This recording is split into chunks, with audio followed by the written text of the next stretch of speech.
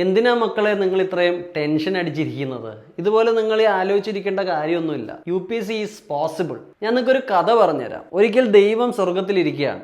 ദൈവം വളരെയധികം ടെൻഷനിലാണ്. അപ്പൊ അടുത്ത് മാലാഖയുണ്ട്. മാലാഖ ദൈവത്തോട് വന്ന് ചോദിക്കുകയാണ്, എന്ത് പറ്റി ഇത്ര ടെൻഷൻ? ദൈവം പറയാണ്, ഭൂമിയിൽ ഒരു പയ്യനുണ്ട്. ഈ പയ്യൻ വളരെയധികം കഠിനമായിട്ട് പ്രാർത്ഥിക്കുകയാണ്. വേറെ ഒന്നുമല്ല, ഈ പയ്യനൊരു പെൺകുട്ടി ഇഷ്ടമാണ്. അവരെ തമ്മിൽ എങ്ങനെയെങ്കിലും ഒന്നിപ്പിക്കണം. ഇതാണ് പയ്യന്റെ പ്രാർത്ഥന. അപ്പം വളരെ ഹാർഡായിട്ടാണ് ഈ പയ്യൻ പ്രാർത്ഥിക്കുന്നത്. മാലാഖ ചോദിക്കുന്നത് ഇത്രേ ഉള്ളൂ, ഇത്രത്തോളം അവന് ആ പെൺകുട്ടി ഇഷ്ടമാണെങ്കിൽ ദൈവത്തിന് അതങ്ങ് നടത്തി കൊടുത്തൂടെ?